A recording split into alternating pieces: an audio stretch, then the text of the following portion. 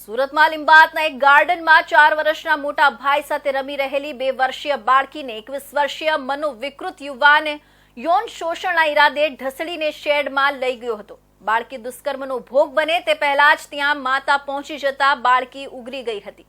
જો કે ટોળાએ આ મનોવિકૃતને માર મારી અધમુઓ કરી નાખ્યો હતો। આ લીંબાત પોલીસે છેડતીનો ગુનો દાખલ કરી આરોપી યુવકની ધરપકડ કરી છે। અત્રે ઉલ્લેખનીય છે કે ઘણા સમયથી મારા લગ્ન કરાવી દો સહિતનું રટણ કર્યા કરતો આ યુવક વિકૃતિની હદ પાર કરી ગયો હતો। લીંબાત વિસ્તારમાં રહેતી 23 વર્ષીય યુવતી તેના 4 વર્ષના પુત્ર અને 2 વર્ષની પુત્રી સાથે જેઠના કારખાનામાં નોકરીએ ગઈ હતી। બંને બાળકો તથા જેઠના 8 વર્ષીય પુત્ર કારખાના સામે આવેલા ગાર્ડનમાં રમી રહ્યા હતા।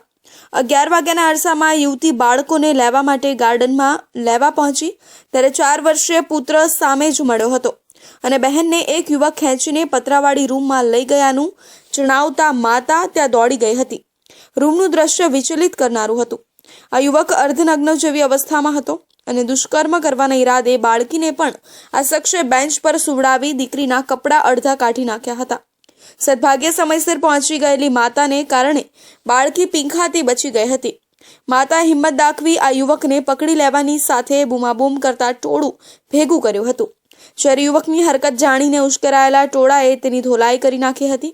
દરમિયાન લીંબાયત પોલીસ પણ ત્યાં પહોંચી ગઈ હતી અને બાળકી તથા આરોપી પિકેશ ભીખુ રાઠોડને લઈ આવી હતી। પોલીસે માતાની ફરિયાદના આધારે આરોપી વિરુદ્ધ અપહરણ, છેડતી અને પોક્સોની કલમ અંતર્ગત ગુનો નોંધી વધુ તપાસ હાથ ધરી છે। મનોવિકૃત યુવક ગાર્ડનની નજીકના વિસ્તારમાં જ રહે છે। હવસના આગમાં શેકાતા યુવકે પહેલા બાળકીના 4 વર્ષના મોટા ભાઈને પોતાની સાથે લઈ જવાની કોશિશ કરી હતી, પરંતુ તે નહીં આવતા તેની નાની બહેનને પકડી લીધી હતી અને બગીચામાં જ આવેલા શેડમાં લઈ ગયો હતો। જોકે બાળક માતાને બોલાવવા દોડ્યું હતું અને સામેથી જ માતા આવતી દેખાતા બાળકી ઉગરી ગઈ હતી। Police inspector V.A. જોગરાણાએ જણાવ્યું હતું કે આરોપીના માતા પિતા પોલીસ મથકે દોડી આવ્યા હતા અને તેની માનસિક સ્થિતિ સારી નહીં હોવાનું જણાવતા હતા। જોકે વારંવાર લગ્ન કરાવી આપો તેમ કહી તેમની સાથે ઝઘડો કરતો હોવાનું જણાવતો હતો। યુવાનીમાં પ્રવેશેલા આ યુવકમાં સેક્સ મેનિયાક છે કે કેમ તેને લઈને પણ તપાસ હાથ ધરવામાં આવશે। જ્યારે V.A. જાડેજા ACP સુરત પોલીસે જણાવ્યું હતું કે આ બાળકીનું અપહરણ કરીને લઈ ગયા બાદ તેની સાથે છેડતી કરવામાં આવી હતી અને ત્યારબાદ આ પકડાઈ જતા તેને માર પણ મારવામાં આવ્યો હતો।